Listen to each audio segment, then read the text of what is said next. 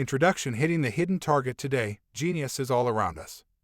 From the helpful employees at the Apple Genius Bar to baby Einstein products intended to make our kids smarter, the TV reality star Kim Kardashian is called a business genius, and her husband, Kanye West, is said to be a jerk who is also a genius. Alan Turing, Martin Luther King, Jr., Abraham Lincoln, Stephen Hawking, and Steve Jobs show up in contemporary films and are called geniuses. Then there are Academy Award-winning actors such as Daniel Day-Lewis and Eddie Redmayne, who portray the brilliant individuals in those films. Are they geniuses, too? The swimmer Michael Phelps is called a locomotive genius. The tennis stars Roger Federer and Rafael Nadal hit genius strokes. Yo-Yo Ma has been referred to as a cello genius. The College of Business Administration of the University of Nebraska at Omaha offers an annual course titled The Genius of Warren Buffett. On May 23, 2019, Donald Trump stood before television cameras at the White House and declared himself an extremely stable genius. Not to be outdone, North Korean leader Kim Jong-un has dubbed himself the genius of all geniuses. How do we explain this longing for genius? As the writer George Eliot expressed it in 1872, when beneath our excessive popular use of this term rests a serious, timeless, and profoundly human desire to understand the unknown. To do so, we simplify, attributing the complex agency of many previous thinkers to a single, exemplary individual, the genius. Often the genius assumes the qualities of a savior, and thus gives humanity hope for a better world. At the same time, the genius provides solace, an explanation, even an excuse, for our own shortcomings. Oh, well, no wonder she's a genius. But still we wonder, how is the magic trick done? What is hidden beneath the surface? Discarding the myths surrounding those exceptional individuals, what were their lives and habits really like? And what can we learn from them? In 1951, doctors at Massachusetts General Hospital wired an EEG machine to the brain of Albert Einstein and watched the bobbing needle in an attempt to find the seat of his genius too. After Einstein died in 1955, an enterprising pathologist, the Yale-trained Dr. Thomas Harvey, extracted his brain and cut it into 240 neat slices that he and others could examine. Although every nook, cranny, and sulcus of Einstein's cerebral matter has now been studied, neuroscientists still can't begin to explain how his imaginative thought process worked. Forensic pathologists in Salzburg have tried to match Wolfgang Amadeus Mozart's skull with the DNA of relatives in that city's St. Sebastian Cemetery. Thus far, however, Mozart's genome remains elusive. Similarly, scientists in Milan are digging into the DNA of Leonardo da Vinci. But, again, no genius gene has been identified. Why are we not surprised? Genius involves the complicated expression of too many hidden personal traits to be reduced to a single location and processed in our brain or on our chromosomes. How an exceptional individual's traits work together to produce genius will remain a mystery. What these traits are and how they can be cultivated, however, is the subject of this book. To begin with, what is genius? The answer depends on whom you ask and when. The ancient Greeks had several words for genius, among them demon and mania. We get our English word genius from the Latin noun genius, meaning guardian spirit. In classical Greece and Rome, everyone had a guardian spirit, who, oddly, did not belong to him. From the Latin word genius arose the French genie, and from it, in turn, the English genie. Think of the genie waiting to emerge from the magic lantern in Walt Disney's Aladdin films. Think also of the candles on your birthday cake and the wish you make. Since Roman times, those candles and that wish have served as an annual votive offering to your genie, so that your guardian spirit might then do right by you in the coming year. The list of recognized geniuses from the Middle Ages, Dante Alighieri, Geoffrey Chaucer, and Joan of Arc might come to mind, is short. Did the lights go out in the Dark Ages? No, genius was simply co-opted and rebranded by the Catholic Church. In classical times, one made a wish to one's genius.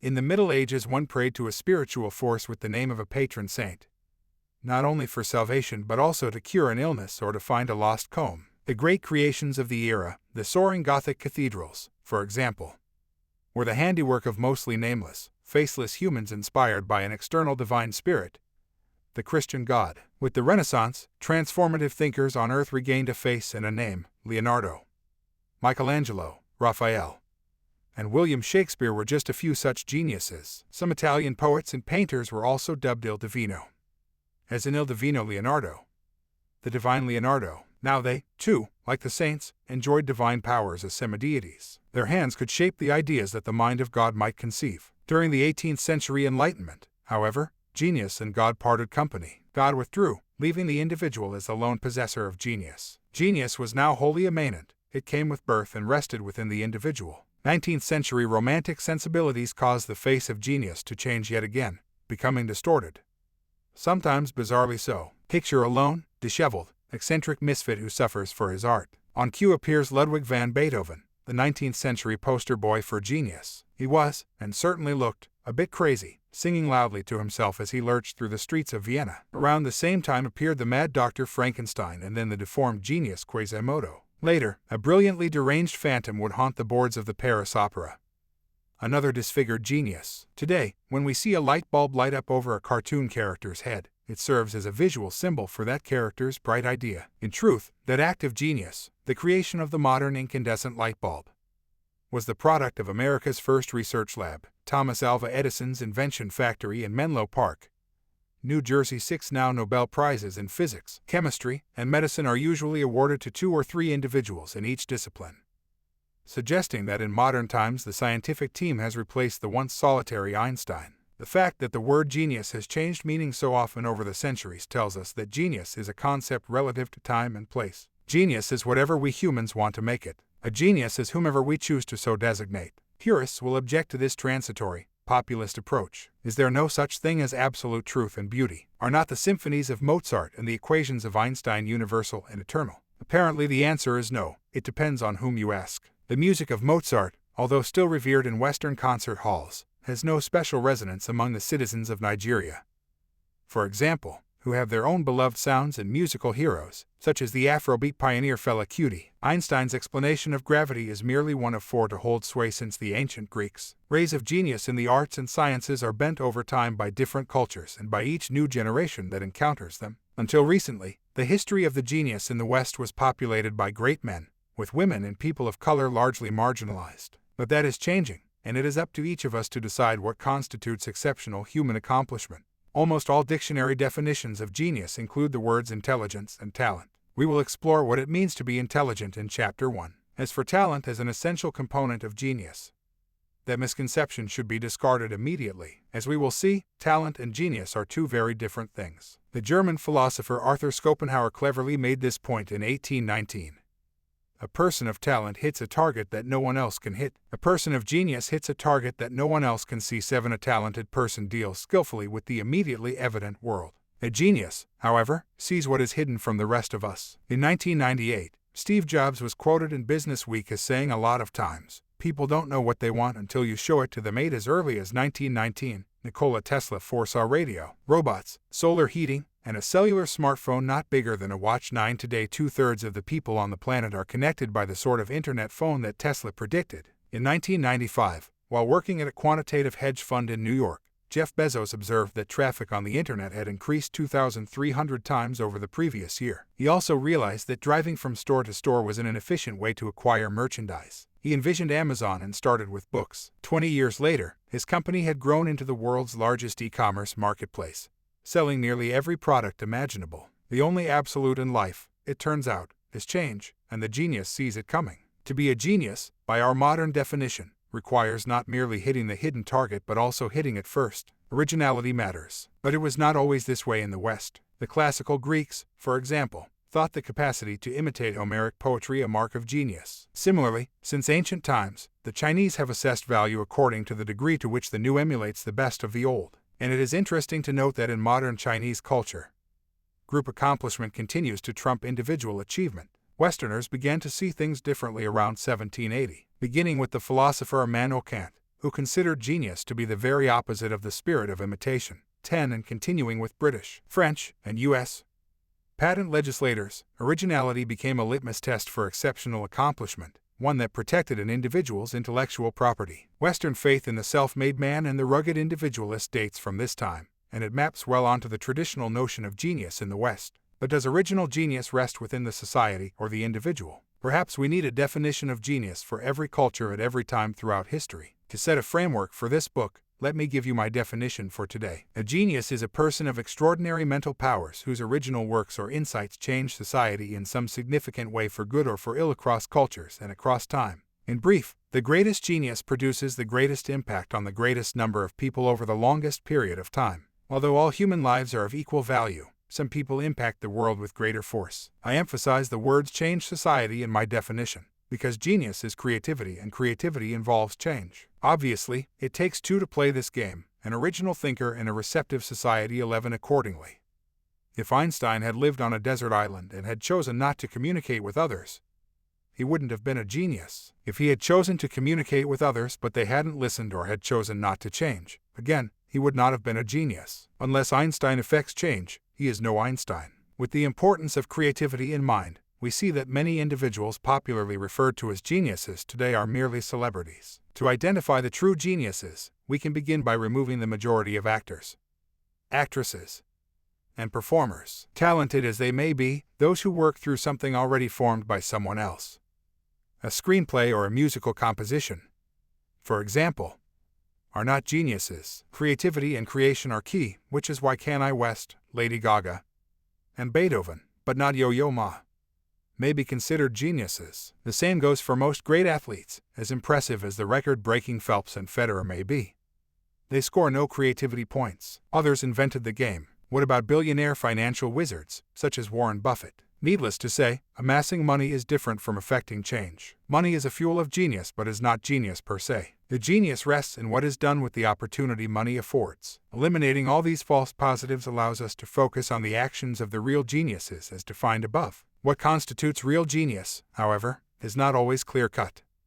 Never will there be unanimity of opinion. By including Jeff Bezos, Jack Ma, the entrepreneur Richard Branson, and the abolitionist Harriet Tubman as I do in this book, I may be casting my net too widely. Likely you will not agree with all my pronouncements on genius or on who is and who is not one. If you do not agree, bravo. As we will see, contrary thinking is one of the hidden habits of genius. This book came to be written after a lifetime of observation and study. I have spent my career surrounded by people who are exceptionally gifted at one thing or another: math, chess, classical music, creative writing, and other fields of endeavor. Yet I found myself not especially gifted at anything, only a B+. If you are a prodigy with a great gift for something, you can simply do it and may not be aware of why and how, and you don't ask questions. Indeed, the geniuses I met seemed too preoccupied with committing acts of genius to consider the cause of their creative output. Perhaps only non-geniuses like myself can attempt to explain genius. If you can't create, you perform, and if you can't perform, you teach. That is the mantra of conservatories such as the Eastman School of Music, where I began my education as a classical pianist. Unable to compose or to earn a living as a performer, I moved on to grad school at Harvard, earning a PhD, and becoming a classroom teacher and researcher of classical music history, a musicologist, as it is called. Eventually, I found employment at Yale teaching the 3 B's of classical music: Bach, Beethoven, and Brahms. Yet the most fascinating character I met was an M. Mozart. He was funny, passionate, naughty, and hugely gifted, wrote music like no other, and seemed like a decent human being. One of my several trips to Florence caused me to research its native son Leonardo da Vinci. I quickly saw that Leonardo and Mozart had many of the same enablers of genius: extraordinary natural gifts, courage, a vivid imagination, a wide variety of interests, and a go-for-broke approach to life and art. To how many other geniuses did these common agents extend? Enter Shakespeare, Queen Elizabeth I, Vincent van Gogh, and Pablo Picasso. Eventually, that cohort of great minds became the basis of a Yale undergraduate course that I created called Exploring the Nature of Genius. Year after year, increasing numbers of students enrolled. As you might expect, Yale students did not line up for the class to hear about a definition of genius or to track the history of the term over the ages. Some wanted to find out if they were already geniuses and what their futures might hold. Most wanted to know how they, too, might become a genius. They had heard that I had studied geniuses from Louisa May Alcott to Émile Zola and had identified a common set of personality traits. They, like you, wanted to know the hidden habits of these geniuses. But what are they? Here is a preview that summarizes the principal focus of each chapter in this book: work ethic, resilience, originality, childlike imagination, insatiable curiosity, passion, creative maladjustment, rebelliousness, cross-border thinking, contrarian action, preparation, obsession, relaxation, concentration, and addition. Throughout these chapters, I offer practical insights about genius such as these: IQ, mentors, and Ivy League educations are greatly overrated. No matter how gifted your child is, you do him or her no favor by treating him or her like a prodigy. The best way to have a brilliant insight is to engage in creative relaxation, go for a walk, take a shower, or get a good night's sleep with pen and paper by the bed. To be more productive, adopt a daily ritual for work. To improve your chances of being a genius, move to a metropolis or a university town. To live longer, find your passion. Finally, take heart, because it is never too late to be creative. For every youthful Mozart there is an aged Verdi, for every precocious Picasso a grandma Moses. In the end, reading this book likely won't make you a genius. It will, however, force you to think about how you lead your life. Raise your children, choose the schools they attend, allocate your time and money. Vote in democratic elections, and, most important, how to be creative. Unlocking the habits of genius has changed me and my view of the world. Perhaps a careful reading of this book will change you as well. Chapter 1: Gift or Hard Work. IQ or many QS. There is no answer. There is no answer. There is no answer. 100 eager undergraduates chanted in the first session of my Genius course. As I urged them on, students typically want an answer to put into their pocket as they leave class that they can deploy later on a test, but I felt that it was important to make this point immediately. To the simple question of what drives genius, nature or nurture, there really is no answer. This issue always caused debate in my class. The quant types thought genius was due to natural gifts. Parents and teachers had told them that they had been born with a special talent for quantitative reasoning. The jocks thought exceptional accomplishment was all hard work. No pain, no gain. Coaches had taught them that their achievement was the result of endless hours of practice. Among fledgling political scientists, conservatives thought genius a God-given gift. Liberals thought it was caused by a nurturing environment. Nature or nurture. Each side had supporters among my students. Similarly, geniuses throughout history have taken sides. Plato said that the capacity to do extraordinary things was a gift of soothsayers and God's one, but Shakespeare seemed to place great faith in free will and independent initiative when he wrote, "The fault, dear Brutus, is not in our stars, but in ourselves." On the other hand, in his autobiography, the English naturalist Charles Darwin declared that most of our qualities are innate too. More recently, the French philosopher Simone de Beauvoir declared, "One is not born a genius. One becomes a genius." 3 Back and forth the argument goes. Natural endowment versus hard work. Geniuses have a habit of not recognizing their own hidden gifts and leaving it to others. Giorgio Vasari, the acclaimed biographer of the great Renaissance artists, marveled at Leonardo da Vinci's innate talents with these words: "Sometimes in a supernatural fashion a single body is lavishly supplied with such beauty, grace, and ability that wherever the individual turns, each of his actions is so divine that he leaves behind all other men and clearly makes himself known as a genius endowed by God." 4 One of Leonardo's gifts was keen visual observation. He had the capacity to freeze frame an object in motion, the outreached wings of a bird in flight, the legs of a galloping horse off the ground, the eddies of a rippling river. The dragonfly flies with 4 wings, and when those in front are raised, those behind are lowered. Leonardo recorded in a notebook around 1490.5. Who knew? Leonardo's arch-rival Michelangelo had a photographic memory and perfect hand-eye coordination that allowed him to draw lines in precise proportional relationships. 6 Tesla was a fast study because he, too, had an eidetic memory and could quote, among other things, every line of Johann Wolfgang von Goethe's Faust. Wassily Kandinsky, Vincent van Gogh, Vladimir Nabokov, and Duke Ellington were all born synesthesiacs. When they heard music or observed words or numbers, they saw colors. Lady Gaga is, too. "When I write songs," she said in a 2009 interview in The Guardian, "I hear melodies and I hear lyrics, but I also see colors. I see sound like a wall of colors." 7 In 1806, Ludwig van Beethoven, in the midst of one of his famous temper tantrums, barked at the high-ranking Karl Max, Prince Lichnowsky, "Prince, you are what you are through the accident of birth.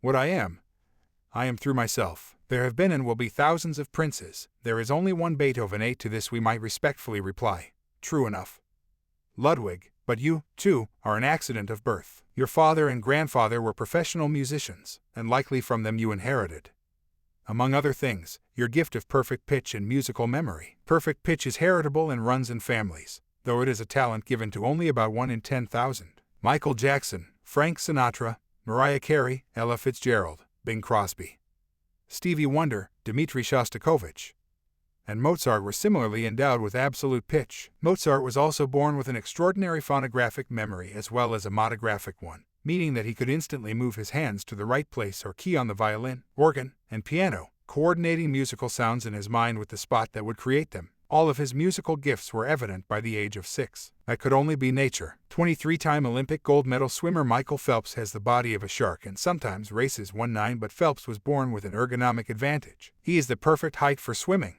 has atypically big feet, and possesses unusually long arms. Normally, as Leonardo's famous Vitruvian Man shows, a person's reach is equal to his or her height. Phelps's wingspan is however, 3 inches longer. But Phelps, as suggested above, is no genius. Gifted as he is, he has done nothing to change the discipline of swimming or influence an event at the Olympic Games. Simone Biles, whom the New York Times calls the greatest American gymnast of all time, presents a different case. Her extraordinary athletic ability has revolutionized gymnastics. On August 9, 2019, she became the first person to execute a double flip dismount from the balance beam and also a triple double flip in a floor exercise, bringing the number of gymnastics skills named after her to 4. Each new move required judges to create a new difficulty point score. In contrast to swimmer Phelps, transformative gymnast Biles is short, compact, and densely muscular. As a result, she can stay tightly tucked in twists and flips, thereby maintaining speed. "I was built this way for a reason,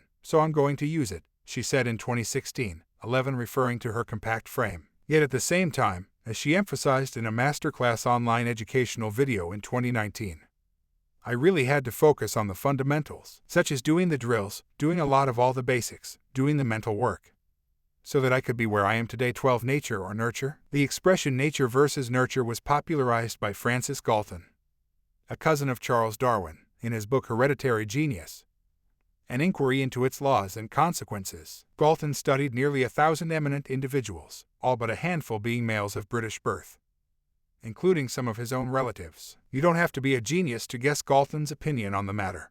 Genius runs in direct family lines and is hereditary. Your potential is bequeathed at birth. On the first page of Hereditary Genius, Galton said that it would be possible to obtain by careful selection a permanent breed of dogs or horses gifted with peculiar powers of running, or of doing anything else, as well as a highly gifted race of men by judicious marriages during several consecutive generations. 13. Forget, if you can, that Galton's notion of selective breeding was the starting point for eugenics, which led to the death camps of National Socialism. Galton was simply wrong. You can't create a superhorse, or a gifted race of men, by selective breeding. 14. To make the point, return with me to the 1973 Kentucky Derby and meet a horse named Secretariat. On a sunny spring afternoon, May 5, 1973, I stood on the outside back rail at the 3/4-mile post at Churchill Downs. In my hand I held two $2 win tickets, one that I had bought on a horse named Warbucks and one that I had purchased for a friend on the favorite, Secretariat. As the horses entered the track for their warm-ups,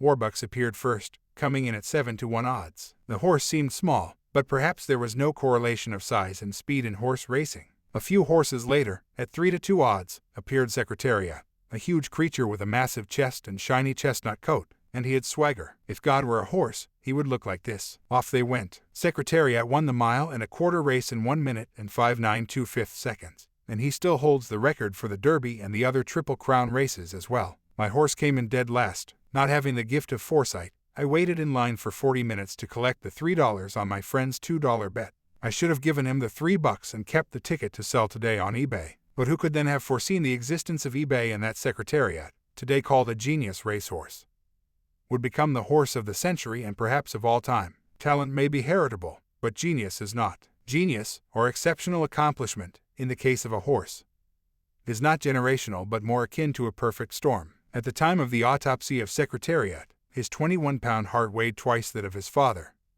Bold Ruler. Secretariat came from a good but by no means exceptional bloodline, and he left no exceptional progeny. Of the 400 offspring he sired, only one ever won a Triple Crown race. Similarly, most geniuses don't come from obviously exceptional parents. 15. Yes, there are 6 pairs of Nobel Prize-winning fathers and sons and 1 mother and daughter. 16. Perhaps the more compelling case is the cohort of Johann Sebastian Bach and his 3 sons Carl Philipp Emanuel, Wilhelm Friedemann, and Johann Christian. But these families are the exception that proves the rule. Think of Picasso's 4 children, look at the art of Marguerite Matisse on the web, or listen to a piano concerto by Franz Xaver Mozart, and ponder why geniuses tend not to produce geniuses. Think of all the geniuses: Leonardo, Michelangelo, Shakespeare, Isaac Newton, Benjamin Franklin, Tesla, Tubman, Einstein, Van Gogh, Curie, Frida Kahlo, King, Andy Warhol, Jobs, Toni Morrison, and Elon Musk, who seem to come out of nowhere. Einstein implied that ancestry is not a good predictor of genius when he said,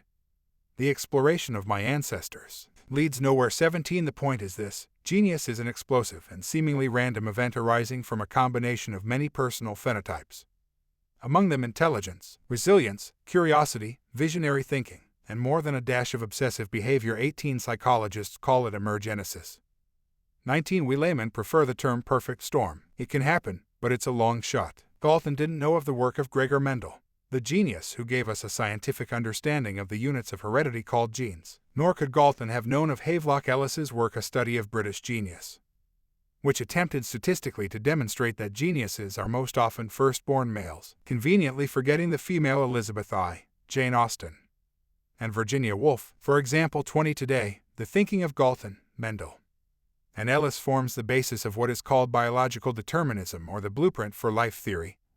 Your genes provide a template on which is engraved all that you will become, but as you might suspect, the predeterminative blueprint theory of genius is not the answer. Perhaps the answer is to be found in the modern science of epigenetics. Epigenes are small tags attached to each gene in our genome. Our growth, from birth to death, is subject to the workings of these on or off switches, for they control when and if our genes will express themselves. In simplest terms, genes are the nature side of things, epigenes the nurture. How we are nurtured, the environment in which we live, and how we control that environment and ourselves affect the activation of our genes. Again, epigenes are triggers of genetic development stimulated by the environment. As the neuroscientist Gilbert Gottlieb stated, not only do genes and environment cooperate as we develop, but genes require input from the environment to function properly. 21. Epigenes hold out the possibility that each of us can control what we become if we are willing to work for it. Have you ever heard of a lazy genius? No, geniuses have a habit of working hard because they are obsessed. Moreover, in public proclamations they tend to value their parental units of heredity far less than their own labors. As the following quotes from a few Western geniuses suggest, if you knew how much work went into it, you wouldn't call it genius. I should get discouraged if I could not go on working as hard or even harder. Genius is the result of hard work. I didn't believe in weekends. I didn't believe in vacations. There is no talent or genius without hard work. What separates the talented individual from the successful one is a lot of hard work. I worked very hard when I was young, so I don't have to work so hard now. People may not get all they work for in this world, but they must certainly work for all they get. No one ever changed the world with a 40-hour work week. And God gives talent. Work transforms talent into genius. I once believed that, too. Here's a joke you may remember. A young musician arrives in New York City and naively asks, "How do you get to Carnegie Hall?" The response, "Practice. I tried that, and it didn't work." Hard work has its limits. My training in music started at age 4 on an acrosonic upright piano with lessons from the amiable Ted Brown, and within 6 years progressed to a 6-foot Baldwin Grand and the best teachers in Washington, D.C. To become a concert pianist, to be the next Van Cliburn was my aim. I entered and was graduated from the prestigious Eastman School of Music. By the age of 22, I had practiced approximately 18,000 hours. Yet I knew that I would never earn a dime as a concert pianist. I had every advantage: huge hands and long, thin fingers, the best training, and a strong work ethic. I lacked only one thing: a great gift for music. I was talented, yes, but I had no exceptional sense of pitch, musical memory, or hand-ear coordination. Nothing extraordinary. I did, however, have one negative genetic endowment. I was susceptible to stage fright. Not an asset when the difference of a millimeter on a piano or violin can spell the difference between success and failure. Still today, this failure to launch as a pianist causes me to ask, does hard work alone transform talent into genius? Does practice really make perfect? It does, according to Anders Ericsson, the godfather of the discipline of performance expertise. Beginning in a 1993 article in Psychological Review and continuing through his co-authored book Peak Secrets from the New Science of Expertise, Ericsson posited that human greatness is not a genetic gift but simply the result of disciplined hard work, 10,000 hours of focused practice. Ericsson's evidence for the theory initially came from studies in which he and other psychologists tracked improvement in violinists and pianists at the Music Academy of West Berlin. Students of similar age but different performing levels were correlated with duration and quality of practice. The finding: we conclude that individuals acquire virtually all of the distinguishing characteristics of expert performers through relevant activities. 23 The promise of the 10,000-hour rule was attractive, and many people jumped onto the practice bandwagon, including first-rate humanists such as Nobel Prize winner Daniel Kahneman and David Brooks, as well as the popular best-selling author Malcolm Gladwell. But there's a problem, actually two. First, at the outset, the Berlin psychologists failed to test students for natural musical ability. They did not compare apples to apples but rather compared the talented to the truly gifted. Extraordinary natural ability makes practice fun and easy. encouraging the participant to want to do more. 24 Parents and peers tend to be impressed by those to whom things come effortlessly, and they offer praise, thereby strengthening the positive feedback loop. Erickson and company have confused cause and effect. Practice is a result. The initial catalyst is the natural gift. Second, and more important, elite performance by definition involves performing, working through something that someone else has already formed. Exceptional performance can be useful if you are a math whiz searching for the square root of an impossibly long number, a card counter at a Las Vegas casino, an athlete hoping to clock a world record time in climbing Mount Everest, or a concert pianist trying to play Frédéric Chopin's Minute Waltz in 57 seconds. But someone else invented the game, the athletic event, or the musical composition. A genius gets to the top of the mountain by inventing something new and transformative. The aerial tramway or the helicopter. Practice may make the old perfect, but it does not produce innovation. By now the attentive reader will have inferred the obvious. Natural talent versus hard work is not a binary opposition. Genius is the product of both nature and nurture. To prove the point, I propose a contest. I call it the $250 million race to Qatar. Our contestants will be two painters, Monsieur Paul Cézanne and Senor Pablo Picasso. The aim is to create the most valuable painting ever sold to a potentate of Qatar. Because he was born first, Cézanne leads off. As a student in Aix-en-Provence, Paul Cézanne, the son of a banker, showed more of a proclivity toward literature than toward art. Only at age 15 did he receive formal training in drawing, and not until 20, after a short stint in law school, did he vow to become a painter. After 2 years of learning his trade in Paris, he submitted works to the official salon of the School of Fine Arts for exhibition, but they were rejected. He resubmitted new works almost every year for the next 20 years, with the same negative result. Finally, in 1882, at age 43, came official acceptance. 25 Pablo Picasso was born in the fall of 1881.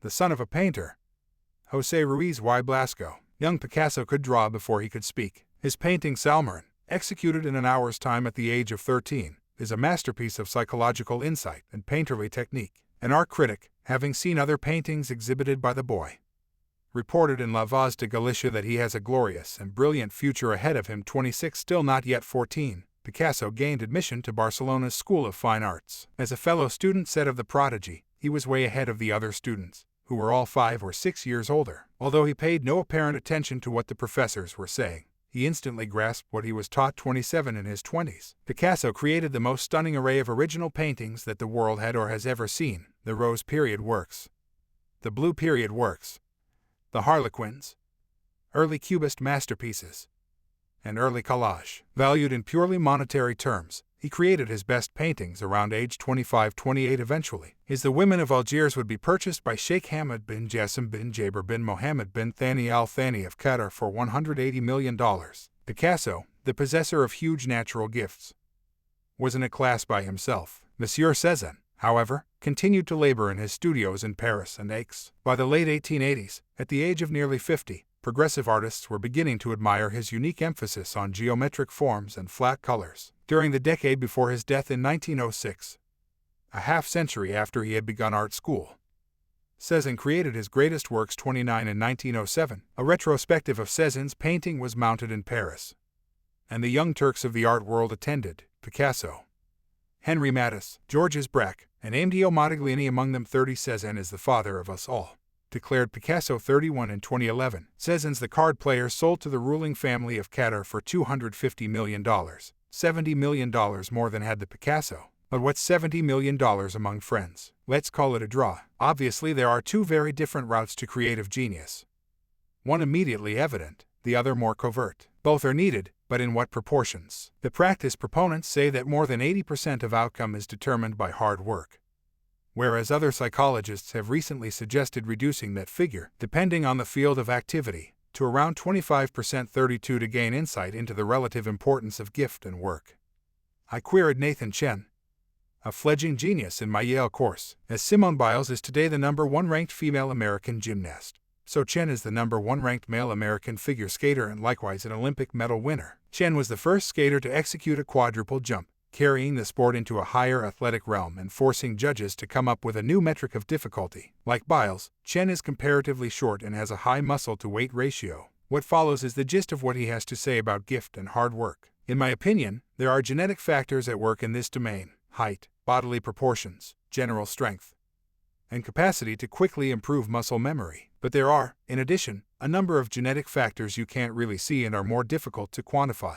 Among these are the ability to be calm in the face of stress and the ability to internally strategize and course correct during a competition. So for me, I would say that it is 80% nature. The gold medal athletes get to an accumulated 100%, 80% nature and 20% nurture. For those athletes who are naturally at 60%, they must maximize the 20% in order to even think about competing against the top. Therefore, it's difficult to say which is more important, nature or nurture. They both have their importance, but at the end of the day, no matter how hard you train in your sport, without the genetic capacity it will be nearly impossible to be the best. 33. Note that Chen astutely included luck among natural gifts, recognizing that it helps to be born with sufficient resources and educational opportunity. Finally, he suggests, whatever the ratio between gifts and hard work may be, in order to get to the pinnacle of what you choose to do, you must max out both. We have long been obsessed with one natural gift in particular, IQ. Quantitative measurement of intelligence began in 1905. When Alfred Binet published a test designed to identify slow learners in the public schools of Paris so that they could thereafter be provided with assistance. 34. By 1912, the German term intelligence quotient had become commonplace. Around the same time, the U.S.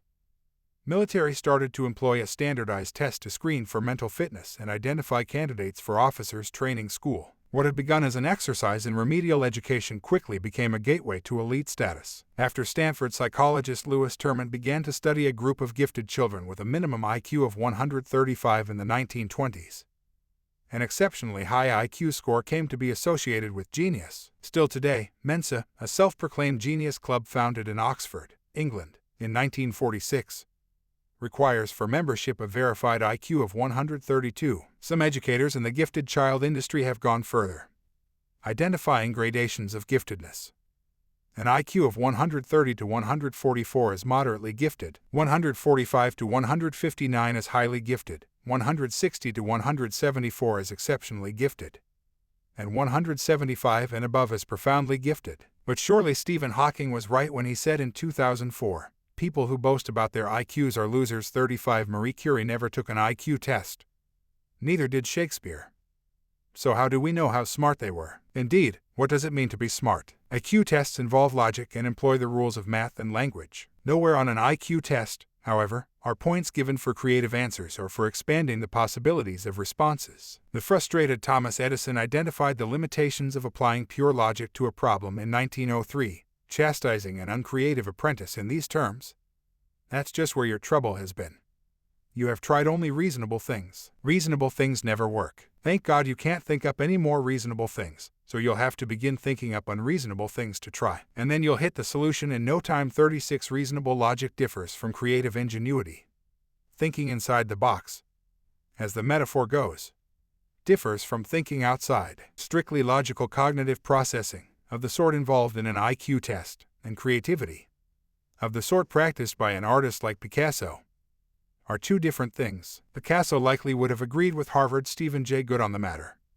The abstraction of intelligence as a single entity, its location within the brain, its quantification as one number for each individual, and the use of these numbers to rank people in a single series of worthiness may be ill-advised. 37. In 1971, the U.S. Supreme Court unanimously declared the use of an IQ test as a precondition of employment to be illegal. 38. The Scholastic Aptitude Test, the standardized test widely used for college admissions in the United States, is not illegal, but it, too, is an imperfect standard by which to evaluate potentially transformative minds. 39. As recent economic data show, SAT scores reflect as much the income and education of a student's parents as they do the achievement potential of the student. 40. More than 1,000 colleges and universities, including the prestigious University of Chicago, have dropped the SAT as a requirement for admission. 41. In December 2019, students in a largely Black and Hispanic California school district filed suit against the University of California system to stop it using such standardized tests, and 6 months later the Board of Regents unanimously agreed. 42. Like an IQ test,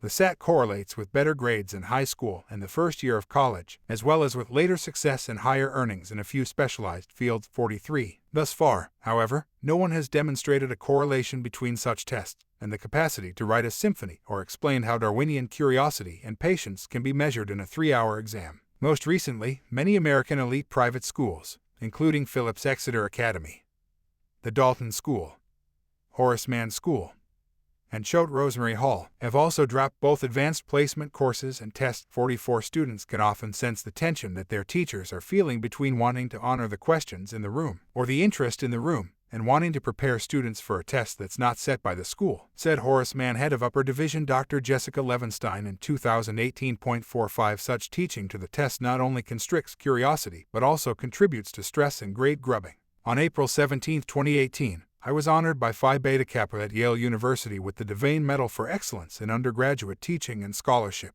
As I wandered around the room the night of the award ceremony and heard the things graciously said about me, I couldn't help but think of the irony. I had been a B-plus student in high school and had not made the honor roll. I could never have gotten into Yale as an undergraduate, although it had a fine music program. So I hadn't applied, although I had taken an array of disconnected courses. Winter and summer. I had not graduated from college with honors. When it came time for graduate school, I had been accepted by Harvard, Princeton, and Stanford but not Yale. Never in a million years would I have been elected to Phi Beta Kappa anywhere. My wife, Sherry, was the smart one in the family, but she had long ago alerted me to the fact that sometimes students reach the Phi Beta Kappa grade threshold by playing it safe, taking the courses that easily suited their natural gifts. Perhaps the legitimate members of Phi Beta Kappa were great test takers but not risk takers, more conformists than contrarian thinkers. An article by Wharton Business School professor Adam Grant, called What Straight Students Get Wrong, confirmed my suspicions. Published in the New York Times in December 2018, the essay argued that grades are not a reliable marker of success, let alone genius. Says Grant, the evidence is clear: academic excellence is not a strong predictor of career excellence. Across industries, research shows that the correlation between grades and job performance is modest in the first year after college and trivial within a handful of years. For example, at Google, once employees are 2 or 3 years out of college, their grades have no bearing on their performance. Grant's explanation: academic grades rarely assess qualities like creativity, leadership and teamwork skills, or social, emotional and political intelligence. Yes, straight-A students master cramming information and regurgitating it on exams. But career success is rarely about finding the right solution to a problem. It's more about finding the right problem to solve. 46 Grant's conclusion calls to mind a joke long kicked around the halls of academia. The students get hired to teach in the universities, and the Bs get relatively good jobs working for the Cs. If IC tests, SAT tests, and grades are unreliable predictors of career success, they are even worse predictors of genius. They generate both false positives and false negatives. There are, of course, the occasional true positive geniuses who excel in school, such as Marie Curie, Sigmund Freud, and Jeff Bezos. A reputable test of gifted youths at Johns Hopkins University identified the potential of Mark Zuckerberg, Sergey Brin, and Stefani Germanotta. 0.47 on the other hand, in a famous genius test conducted at Stanford by Louis Terman and colleagues from the 1920s into the 1990s, a cohort of 1,500 youngsters with IQs over 135 ultimately failed to produce a single genius. 48 As a Terman associate later reported, there wasn't a Nobel laureate. There wasn't a Pulitzer Prize. We didn't have a Picasso. 49 More important, consider these false negatives. Those geniuses who might not have done well on a standard IQ test and would not have been elected to Phi Beta Kappa. Charles Darwin's early academic record was so poor that his father predicted he would be a disgrace to his family. 50 Winston Churchill was likewise a poor student, admitting that where my reason, imagination or interest were not engaged, I would not or I could not learn. 51 Nobel Prize winners William Shockley and Luis Alvarez were rejected by the Stanford Genius Test because their IQ scores were too low. 52 The transformative novelist J.K. Rowling has confessed to having a distinct lack of motivation at university. Her undistinguished record the result of spending far too long in the coffee bar writing stories and far too little time at lectures. 53 Similarly, Thomas Edison described himself as being not at the head of my class, but the foot. Einstein graduated 4th in his class of 5 physicists in 1900.54. Steve Jobs had a high school GPA of 2.65. Jack Ma, the founder of Alibaba, took the Gaokao and scored 19 out of 120 on a math section on his second try. 55 And Beethoven had trouble adding figures and never learned to multiply or divide. Walt Disney was a below-average student and often fell asleep in class. 56 Finally, Picasso could not remember the sequence of the letters in the alphabet and saw symbolic numbers as literal representations. A 2 is the wing of a bird or a 0 is a body. 57 Standardized tests might have failed to recognize all those geniuses. So why do we keep using them? We continue to rely on standardized tests because they are just that, Standardized. A common set of questions can be used to evaluate and compare the cognitive development of millions of students. An advantage in countries such as the United States and China with large populations. To gain efficiency, we sacrifice breadth of understanding. Tests such as the SAT and Chinese Gaokao set up a single metric for a single traditional problem.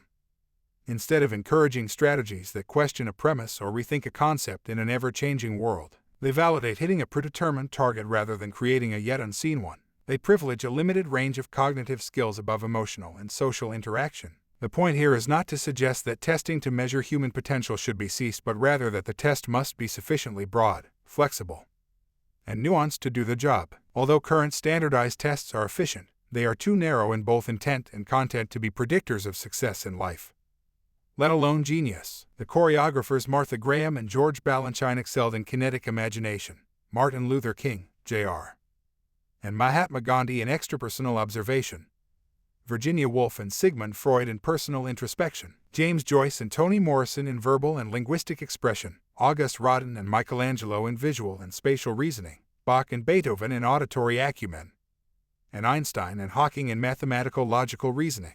The 7 fields of human activity named above are the 7 modalities of human intellect posited by Harvard's Howard Gardner. Multiple intelligences. He famously called them 58. They are discipline-specific mindsets from which creativity springs. Yet determinative within each and every one of these creative disciplines are multiple personality traits: intelligence, curiosity, resilience, persistence, risk tolerance, self-confidence, and the ability to work hard. Among them, I refer to one's capacity to deploy many such traits in the service of genius as the many traits quotient.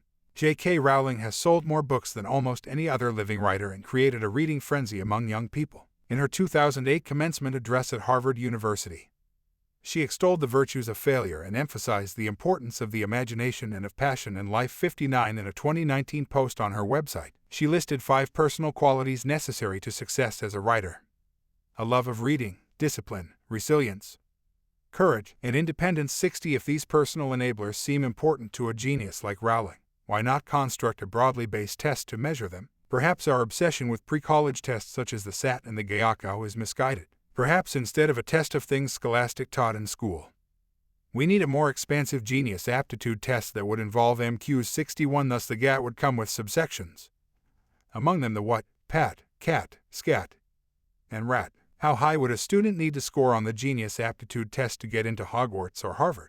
Not high. Many experts today believe that the only intelligence tally needed to excel in the sciences is a threshold IQ score of 115 to 125. After that, there is almost no correlation between additional IQ points and creative insights. 62. The scientists Richard Feynman, James Watson, and William Shockley had scores no higher than that, and they won Nobel Prizes in their respective fields. The Graduate Record Exam, a standardized test instituted in 1949 for graduate schools, has a perfect score of 800. Most programs require a minimum of 700, employing it as a fast way to weed out unqualified candidates. But my own 30 years of experience reading applications to the Yale Graduate School suggest that a GRE score of only 550 out of 800 is sufficient demonstration of potential. Indeed, a 2014 article in Nature, titled "A Test That Fails," quoted William Sedlacek, Professor Emeritus of Education at the University of Maryland, College Park, as saying he found only a weak correlation between the test and ultimate success. 63. He recommended emphasizing the GRE and augmenting admissions procedures that measure other attributes, such as drive, diligence, and the willingness to take risks. As to what test score Sedlacek might be willing to accept, he says a 400 would be fine. 64. Finally,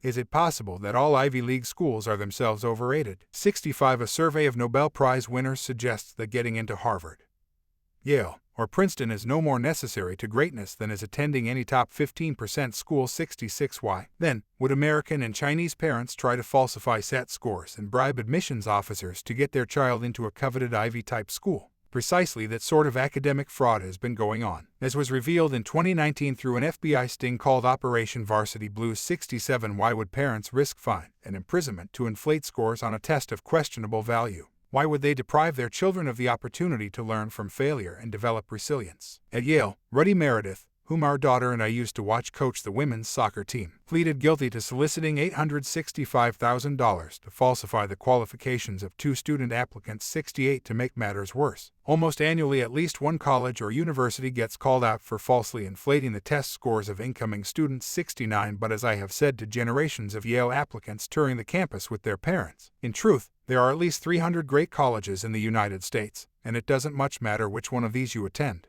What matters is not the school, but what is inside of you. But old myths, IQ is the gold standard of genius. The SAT is the gateway to success. Anything less than Harvard, Yale, or Princeton is inferior.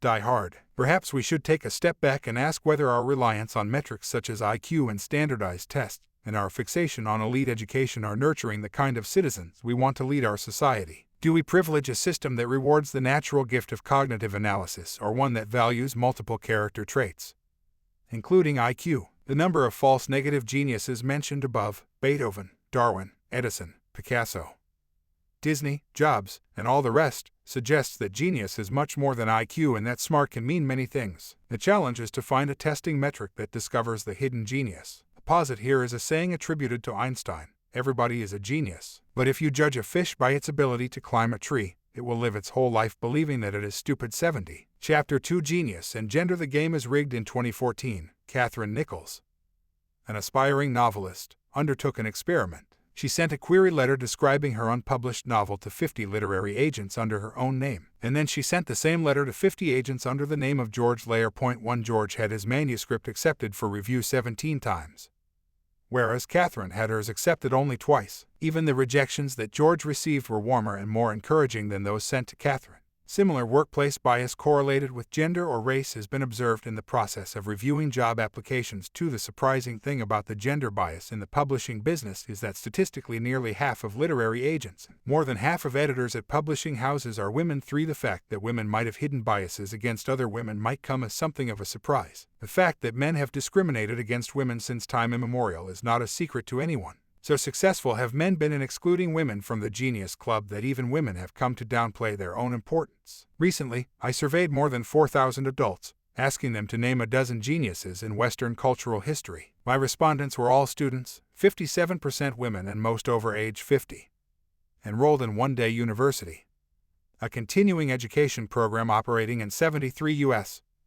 cities. The aim of my survey was to determine how far down the list of geniuses we would go before landing upon a woman. Even among this strong female majority of respondents, the first woman emerged on average in 8th place. Those named most frequently were scientists Marie Curie and Rosalind Franklin, mathematician Ada Lovelace, and writers Virginia Woolf and Jane Austen, with Curie named most often by far. There were no female philosophers, architects, or engineers at all. This same disproportion arose early on in my genius course at Yale, although Yale undergraduates are now 50-50 by gender, and although the genius course is a general humanities class open to all. Annually the enrollment skews about 60-40 male-female. Students at Yale and elsewhere vote with their feet, and, despite favorable course evaluations, women at Yale don't seem to be quite as interested in the notion of genius as their male counterparts. I have also noticed that when I pose a question or ask for a contrary opinion in class, predominantly male students respond. Once I realized this, I began asking a teaching assistant to keep track of the gender of each respondent, and the amount of airtime consumed by each. The ratio, year after year, has been about 70-30 male to female. Puzzled by this discrepancy, I soon found that others in the professional world, Sheryl Sandberg among them, had observed that in open discussion alpha males eagerly dominate, while women at first tacitly watch, sizing up how the game will be played. For in a 2012 study by professors at Brigham Young University, Princeton University, and Portland State University reported that at academic conferences women spoke significantly less than their proportional representation, their airtime amounting to less than 75% of that of men. 5. My initial 30% female engagement rate, however, was worse. Speaking in public is one thing, but what was causing women to disengage from the subject matter I was teaching? Are women less excited by competitive comparisons that rank some people as more exceptional than others? Are they less likely to value the traditional markers of genius, things such as the world's greatest painting or most revolutionary invention? Are women somehow less interested in the very concept of genius? If so, why might this be the case? A clue was to be found in a 2010 research report issued by the American Association of University Women titled "Why So Few Women in Science, Technology, Engineering, and Mathematics 6 it emphasized that women have an uphill battle in STEM fields owing to the obvious stereotypes, biases, and unfavorable work environments in colleges and universities. Likewise, a 2018 report by Microsoft, Why Do Girls Lose Interest in STEM?, suggested that the lack of mentors and parental support play a role. 7 I made the connection. Fewer women probably opt for my Genius course, and fewer women embrace STEM fields because both have traditionally been constructed by and around men. Women have fewer role models to whom they can relate, and fewer contemporary mentors with whom they can bond. Why take a course in which the reading, once again, will be mostly about the triumphant accomplishments of great men? For these and other reasons, women have bypassed the STEM disciplines and the study of genius. The historian Dean Keith Simonton, who has researched genius for more than 40 years, has numerically demonstrated the underrepresentation of women in fields traditionally associated with genius. According to Simonton's statistics, women make up only about 3% of the most noteworthy political figures in history. In the annals of science, fewer than 1% of notables are women, a mere drop in an otherwise all-male sea. Even in the more female-friendly domain of creative writing, female luminaries constitute only 10% of great writers. In the realm of music, for every Clara Schumann or Fanny Mendelssohn, there are 10 well-known male classical composers. 8 By way of conclusion, Simonton observed that although women constitute half the population, throughout history they have been depicted as unimportant, inconspicuous, even irrelevant to human affairs. 9 One can choose to believe Simonton's statistics or not, but the question he ultimately poses is this: does this so-called underachievement arise from genetic inadequacy, or from cultural bias? Many would consider the very question itself insulting, including the genius Virginia Woolf. Woolf was born in London into a well-to-do, upper-middle-class family in 1882. Although provided with books and private tutors, the low-cost homeschooling she received was a far cry from that afforded her brothers in expensive boarding schools and then at Cambridge University. Once, when doing research on the poet John Milton, she was denied access to an unnamed Oxbridge College library because of her gender. Angered by the iniquity and curious as to how such gender bias had come to be, she went in search of female geniuses throughout history. What she concluded was that genius is an all-male social construct, as she described in her famous essay of 1929, A Room of One's Own. Woolf's observations about exceptional female accomplishment, and the barriers to it, still resound today. A quiet room, money, and time to think. For Woolf, those were metaphors for opportunity. The opportunity historically denied women. Making a fortune and bearing 13 children, no human being could stand it, she wrote. In the first place, to earn money was impossible for them. And in the second, had it been possible, the law denied them the right to possess what money they earned. 10 Thus, as engines of intellectual capital, women did not exist. It was impossible for any woman, past, present, or to come to have the genius of Shakespeare. 11 She wrote, throughout history, she said, there had always been this assertion: you cannot do this, you are incapable of doing that. 12 Among those who set the thou cannot barrier was the famous educator Jean-Jacques Rousseau, who wrote in 1758, in general, women don't like art, don't understand it, and have no genius for it. 13 With defeat preordained for females, many female geniuses throughout history responded by disguising themselves and their gender. Jane Austen published Pride and Prejudice as an anonymous woman, and Mary Shelley did the same when she initially set loose Frankenstein. Other female geniuses assumed male noms de plume, including George Sand, Daniel Stern, George Eliot, Currer Bell, and Ellis Bell. Perhaps they would never enjoy the glory of recognition, but at least now their work had a chance of being published and read. How can a genius change the world if her work remains unknown? The recognition Woolf gained and the issues she called out in her famous essay undoubtedly inspired and galvanized many female writers who came after her. The literary greats Toni Morrison, Pearl S. Buck, Margaret Atwood, and Joyce Carol Oates all wrote or write under their own names, and today women authors seem to enjoy the same status and power of voice as men. But if this is true, why did Joanne Rowling, Philly's Dorothy James, and Erica Mitchell think it necessary to become J.K. Rowling, P.D. James, and E.L. James? Why did Nell Harper Lee leave off the Nell? Rowling was told by her agent, Christopher Little, that she would sell more of her Harry Potter books if she disguised herself as a man. 14 To write a work of genius is almost always a feat of prodigious difficulty.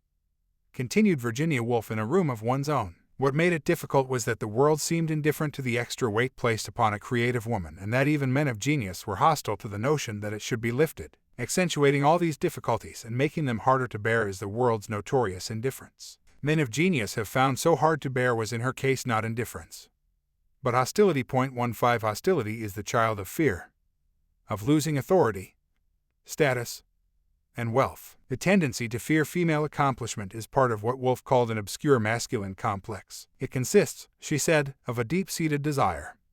Not so much that she be inferior, but that he be superior 16 to ensure their superiority. According to Woolf, males devise a simple strategy. Make women look half-size, and thereupon men appear twice as large. This she calls the looking glass, or magnifying effect. Women have served all these centuries as looking glasses possessing the magic and delicious power of reflecting the figure of man at twice its natural size. That is why Napoleon and Mussolini both insist so emphatically upon the inferiority of women, for if they were not inferior, they would cease to enlarge. That serves to explain in part the necessity that women are to men. 17 Napoleon had indeed said, "Women are nothing but machines for producing children." Among those we consider great men, he was not alone in his misogyny. The poet George Gordon, Lord Byron, said of women, "They ought to mind home, and be well fed and clothed, but not mixed in society, well educated, too, in religion, but to read neither poetry nor politics. Nothing but books of piety and cookery, music, drawing, dancing, also a little gardening and plowing now and then. 18 Music. Why not, then, a female composer?" The man of letters Dr. Samuel Johnson discounted that notion, "Sir, a woman's composing is like a dog's walking on his hind legs. It is not done well, but you are surprised to find it done at all." 19 A dog also came to mind when Charles Darwin contemplated marriage, carefully weighing the pros and cons of a dog versus a wife as a potential lifetime companion. 20 Said Picasso about dogs, "There is nothing so similar to one poodle dog as another poodle dog, and that goes for women." 221 We might expect, or at least hope, that learned philosophers of the past might have risen above misogyny, but disappointingly, this was often not the case. Although we have Arthur Schopenhauer to thank for his remarkable metaphor, a person of genius hits a target that no one else can see. 22 He seems far from the mark when he wrote in On Women. It is only the man whose intellect is clouded by his sexual instinct that could give that stunted, narrow-shouldered, broad-hipped, and short-legged race the name of the fair sex. For the entire beauty of the sex is based on this instinct. One would be more justified in calling them the unaesthetic sex than the beautiful. Neither for music, nor for poetry, nor for fine art have they any real or true sense and susceptibility. And it is mere mockery on their part, in their desire to please, if they affect any such thing. 23 Surely, objective scientists might judge the world impartially. Yet an early neuroscientist, Paul de Broca, after whom Broca's area of the brain is named, declared in 1862 that brains are larger in men than in women, in eminent men than in men of mediocre talent, in superior races than in inferior races. 24 Broca was incorrect, for brain size, it turns out, is mostly a factor of body size, not of gender or race. Perhaps the renowned theoretical physicist Stephen Hawking should also have kept quiet in 2005 when he stated, "It is generally recognized that women are better than men at languages, personal relations, and multitasking, but less good at map reading and spatial awareness. It is therefore not unreasonable to suppose that women might be less good at mathematics and physics." 25 That same year, economist and former Harvard president Lawrence Summers created a furor when he argued that men outperform women in math and sciences because of biological difference, and discrimination is no longer a career barrier for female academics. 26 Shortly thereafter, he was encouraged to resign, and did. Even the scientist Albert Einstein did not think beyond the paradigms of his day when he said in 1920, evidently with a tinge of misgiving, "As in all other fields, in science the way should be made easy for women. Yet it must not be taken amiss if I regard the possible results with a certain amount of skepticism. I am referring to certain restrictive parts of a woman's constitution that were given her by nature, and which forbid us from applying the same standard of expectation to women as to men." 27 Perhaps we should instead look to a different quote attributed to Einstein to explain the sexist and misguided comments of his contemporaries. "The difference between stupidity and genius is that genius has its limits. Stupidity, however, appears timeless. To be sure, the timeless stupidity of ignoring the intellectual potential of half of humanity is deeply embedded in our culture. In Genesis, as later interpreted by Jewish and Christian writers, Eve is said to be formed out of man, the mother of all things, yet sinner and seductress. In Hinduism, according to the 2nd century BC laws of Manu, no woman is independent, but each lives under the control of her father or her husband. Ancient Confucianism similarly advocated a hierarchical societal order based on gender differences. The three major Western religions, Judaism, Christianity, and Islam, traditionally segregated women during worship, giving them a place removed from the high altar or the central point of prayer, who dictated the laws of the world's great religions. Of course, they were the same male authority figures who set the rules for educational institutions in the West, including universities. professional schools, art academies, and music conservatories. Historically, only men were given the opportunity of a literate education, and only they went to university. The first woman to receive an academic degree was Elena Piscopia at the University of Padua in 1678. Bach moved to Leipzig in 1723 to take advantage of a free university education for his numerous sons, an opportunity not offered to his equally numerous daughters. A century and a half later, women were admitted to hear university lectures in Germany, but only if they remained behind a curtain. In 1793, they gained entry to the Paris Conservatory of Music but had to enter through a separate door. They were allowed to study musical instruments but not musical composition, creativity being deemed beyond their limited capacity. The Royal Academy was founded in London in 1768 with 2 female members, Mary Moser and Angelica Kaufmann, but not until 1936 was another woman elected. Women painters were not admitted to the state-sponsored School of Fine Arts in Paris until 1897. And even then, as in London, they were barred from nude anatomy classes, instruction crucial to drawing and the very foundation of painting. 28 Nor could they gain normal access to other places necessary to their art. Among painters of animals in the 19th century, Rosa Bonheur is perhaps the most famous for her realistic and detailed depictions. 29 But she had a problem. To get close to her subjects at horse fairs and slaughterhouses, she needed to wear pants rather than the long skirts usual for women at the time. I had no alternative, she wrote, but to realize that the garments of my own sex were a total nuisance. That is why I decided to ask the prefect of police for the authorization to wear masculine clothing. 30 Women couldn't wear the pants. They couldn't vote in the United Kingdom until 1918 and in the United States until 1920. Marie Curie couldn't study the sciences or anything else at a university in Poland during the 1880s. Women couldn't attend the famed University of Edinburgh until 1889. In 1960, Harvard had 1 female full professor.